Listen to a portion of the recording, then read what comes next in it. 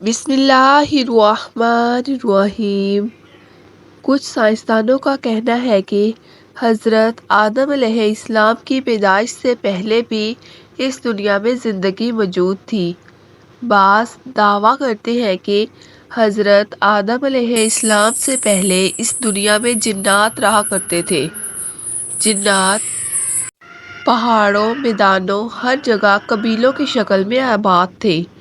اکثر سائنسدانوں کا کہنا ہے کہ اس زمین پر حضرت آدم سے بھی پہلے کروڑوں سال تک ڈائناسورز نے حکومت کی ہے۔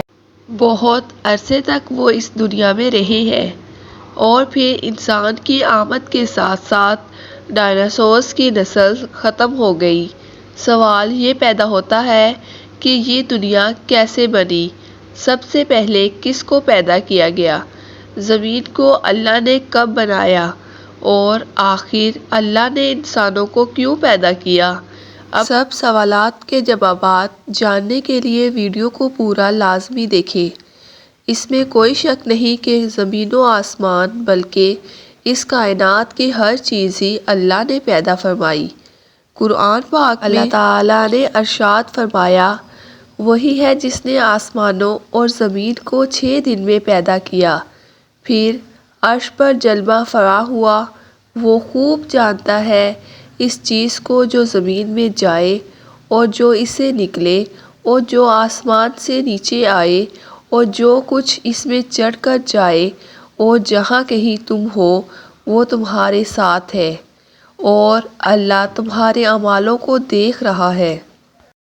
اسی طرح اللہ سورہ ہود کی آیت نمبر 7 میں فرماتے ہیں، اور اللہ ہی وہ ذات ہے جس نے 6 دن میں آسمانوں اور زمین کو پیدا فرمایا اور اس کا فرش پانی پر ہے۔ امام احمد بن حنبل کی روایت بیان کی ہے کہ رسول اللہ صلی اللہ علیہ وآلہ وسلم سے کسی صحابی نے پوچھا، اے اللہ کے رسول، آسمانوں اور زمین کو پیدا کرنے سے پہلے ہمارا پروردگار کہاں تھا؟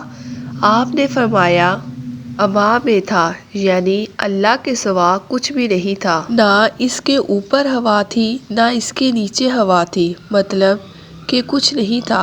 پھر اس نے پانی بھر اپنا فرش پیدا کیا۔ گویا یہ تھی کہ مخلوق کی ابتدا۔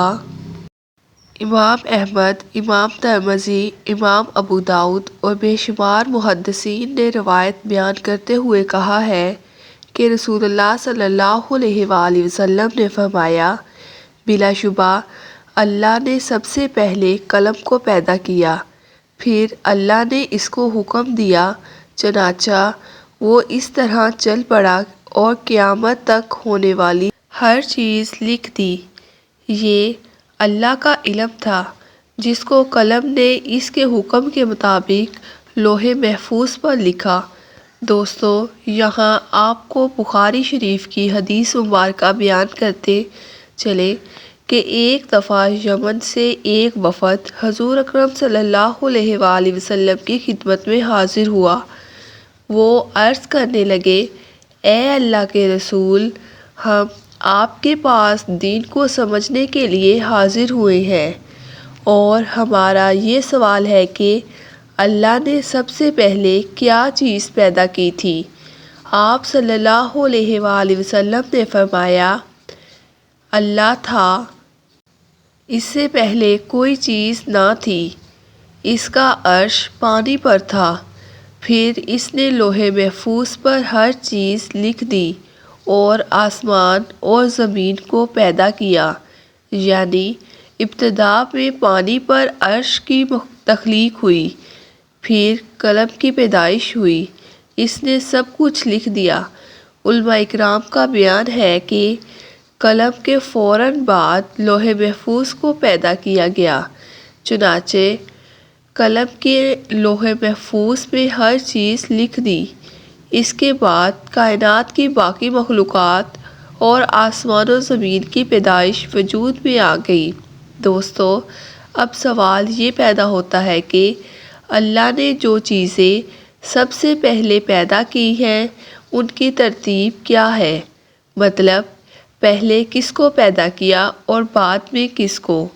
تو اس بارے میں مسلم شریف میں حضرت ابو ہریرہ رضی اللہ تعالی عنہ سے روایت ہے کہ نبی کریم صلی اللہ علیہ وآلہ وسلم نے میرا ہاتھ پکڑا اور فرمایا، اللہ نے ہفتے کے دن مٹی کو پیدا کیا، اتوار کے دن زمین اور پہاڑ، پیر کے دن درخت، منگل کے دن مصائب، جراثیم اور بیماریاں، بدھ کے دن نور، جمعرات کے دن زمین میں چوپاہوں کو پھیلا دیا اور تمام مخلوقات جمعے کے دن آخری گھڑیوں یعنی عصر کی رات کے درمیان حضرت آدم علیہ السلام کو پیدا کیا۔ مطلب یہ ابتدائے آفرین میں جن مخلوق کی تخلیق ہوئی ان میں آخری مخلوق انسان تھی۔ اس حدیث میں مختلف حالات کو نہایت وضاحت کے ساتھ بیان کیا گیا ہے۔ اس سے بخوبی پتہ چل گیا کہ ابتدائی مخلوقات کی تخلیق کیا ہے۔ ان میں سے آخری نمبر حضرت آدم علیہ السلام کا تھا، جبکہ آدم علیہ السلام نسل انسانی میں سب سے پہلے اور تمام انسانوں کے باپ ہیں۔ انسان سے پہلے فرشتے اور جن پیدا ہو چکے تھے۔ صاحب عقل مخلوقات میں سب سے پہلا نمبر فرشتوں کا ہے، دوسرا نمبر جنوں اور آخری نمبر انسانوں کا ہے۔ فرشتوں کا اصل ٹھکانہ آسمان ہے۔ اللہ تعالیٰ سورہ شورى کی آیت نمبر 5 میں فرماتے ہیں، قریب ہے کہ آسمان اپنے اوپر سے پھٹ پڑے اور تمام فرشتے اپنے رب کی تسبیح اور تحمید بیان کر رہے ہیں اور زمین والوں کے لیے استغفار کر رہے ہیں۔ خبردار، اللہ تعالیٰ معاف کرنے والا اور رحم کرنے والا ہے۔ مسلم شریف میں ہے کہ سیدہ عائشہ صدیقہ رضی اللہ تعالی عنہا سے روایت ہے کہ نبی کریم صلی اللہ علیہ وآلہ وسلم نے فرمایا، فرشتوں کو نور سے، جنوں کو آگ سے پیدا کیا گیا اور آدم کو اس چیز سے پیدا کیا گیا جو تمہارے لیے بیان کر دی گئی، یعنی مٹی۔ فرشتوں کی تخلیق کے بعد جنوں کو پیدا کیا گیا۔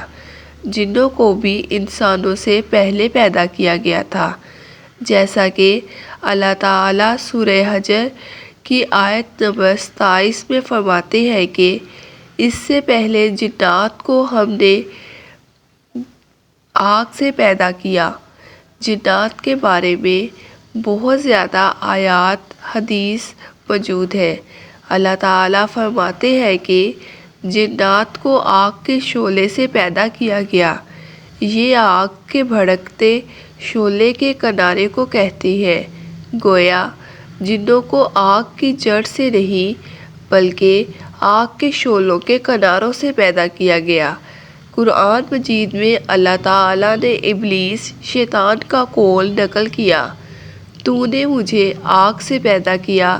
اس طرح پہلے سے بیان ہو چکا ہے۔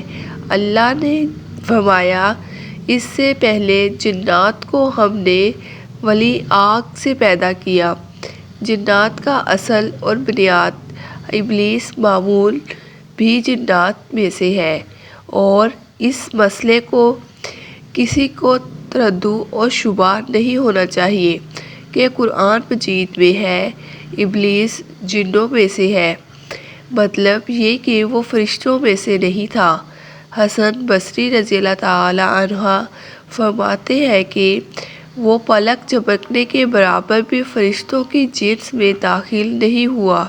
حضرت عبداللہ رضی اللہ تعالی عنہ اور عبداللہ بن عباس رضی اللہ تعالی عنہ فرماتے ہیں، وہ ہماری زمین پر رہائش پذیر تھے، لیکن جب جنات فتنہ و فساد میں مبتلا ہو گئے اور حد سے بڑھ گئے تو اللہ تعالیٰ نے فرشتوں کا ایک عظیم لشکر ان پر حملہ آور ہونے کے لیے بھیج دیا۔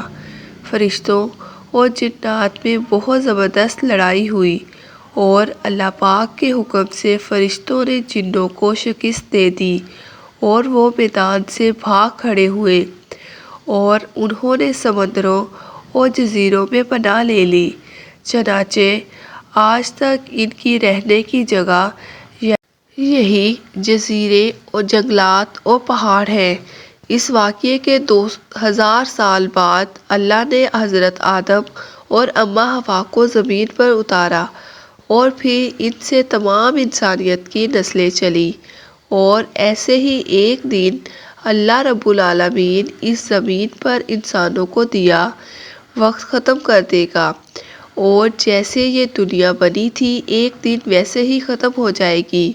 آخر میں دعا ہے کہ اللہ ہم سب کو موت سے پہلے نیک اعمال کرنے کی توفیق دے۔ آمین ثم آمین۔